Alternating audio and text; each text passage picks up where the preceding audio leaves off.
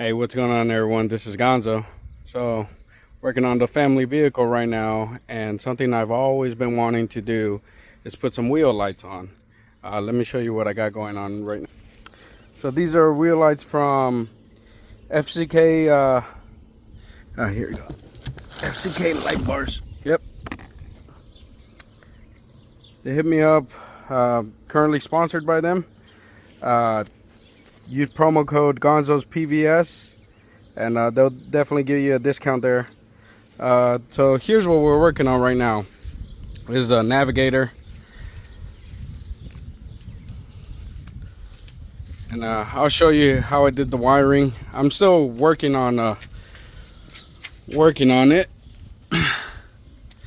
but I got I've only done this rear passenger side. I don't know why just here.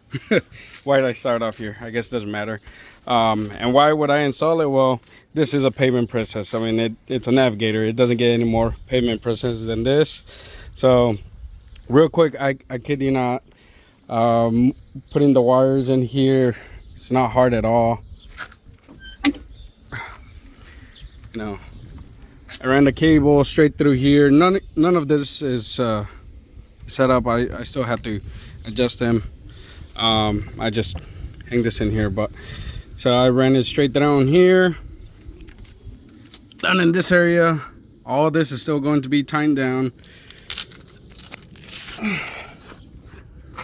But I ran my cable, so all of this is avoiding anything that's hot. Over the heat shield, I put it inside this frame right here, because this doesn't get hot. You know, just guide it straight back there. I still have to zip tie some things, but I kid you not, I'll show you how I did the back side on the brake heat shield. But all I want to say is be careful when you're doing some sort of wheel light installment. You always want to have your jacks. Always want to have, you know, at least your stands there, you know, one or two. But I'm super excited. I've always wanted wheel lights, and I finally got him in. All right, so here's the heat shield we want to get on. So in order to get to that, we have to remove the calipers, which it's only held on by two bolts over here. There's this one, and there's one on the bottom. All right, so I just removed the caliper. You really don't have to do much from here. It's just as simple as pulling the disc off. Sometimes it's stuck on there, especially if it hasn't been replaced.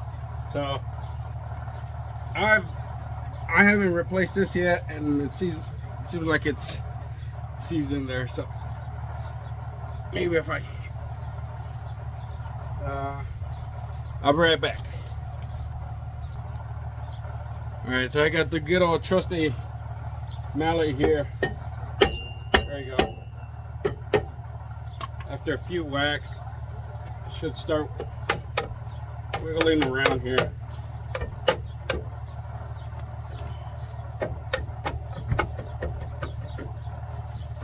There we go.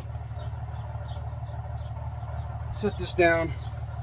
If you're gonna set down your rotor, I would suggest setting it down something where the face doesn't get scratched up, you know, with the rocks. The grass is still fairly high over here, so I set it down right there. You might as well go ahead and inspect your parking brakes. I rarely put my parking brakes on, so. Okay, so one thing I did run into on the other side was that the ring is not wide enough. So you could these are adjustable. You just have to take on some of these zip ties and remove the strip from the ring itself, kind of spread it apart. I only needed about 2 inches, and so this would help go over the caliper once you're installing the rotor.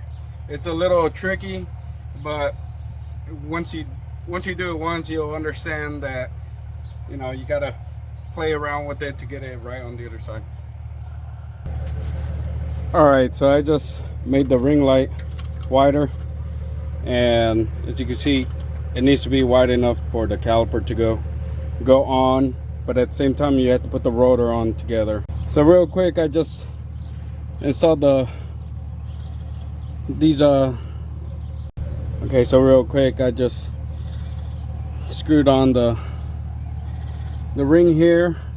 By the way, these are, you know, fairly flat, so they're not gonna scrape against the back side of the rotor.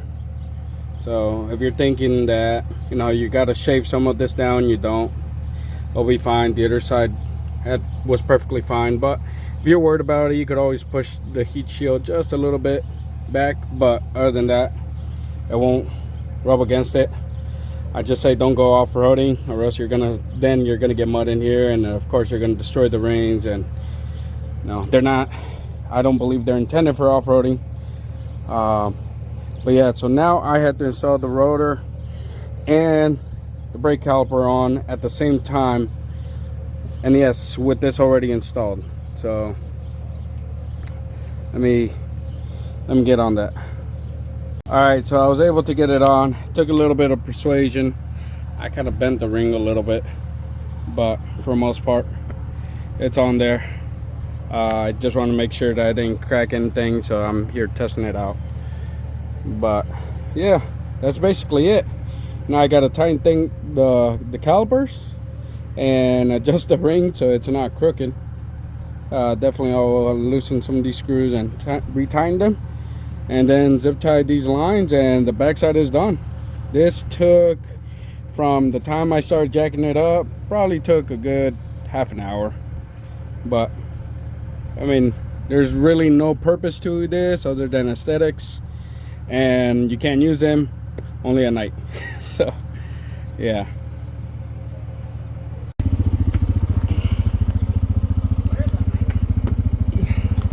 Yeah.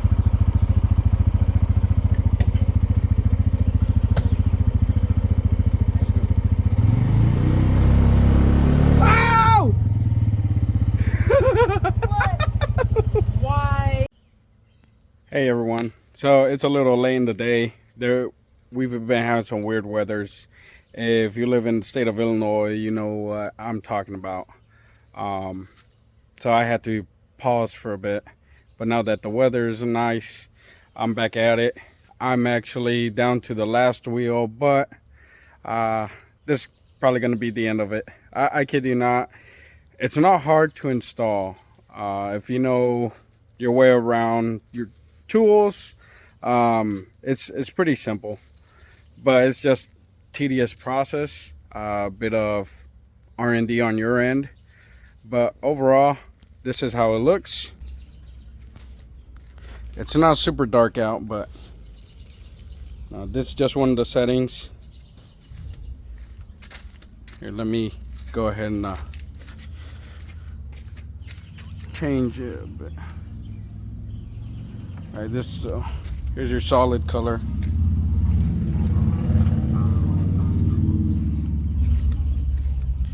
And I would say they're bright, but this is only, you know, just one ring. You know, one how would I say it? It's just one compared to multiple ones that have like 2, 3, or 4. I think there's even some that are up to 6, which is ridiculous. But I don't have the wheels for that, and I kid you not, for my my 10 wides, I think these are perfect. This is definitely the family vehicle, and we have a nice long trip, so I can't wait to ride these out. Real quick, I got these wheels at Perfection Wheels. These are the Gear Off-Road 761C ratios. Had them for about a year now, but yeah, I'd say that's basically it. I already have this other side done, but only on one wheel. Got to do this one. But if you have an F-150, guess that'll apply. But I would say all this applies, to anyone that knows their way around their tools and knows how to work on vehicles.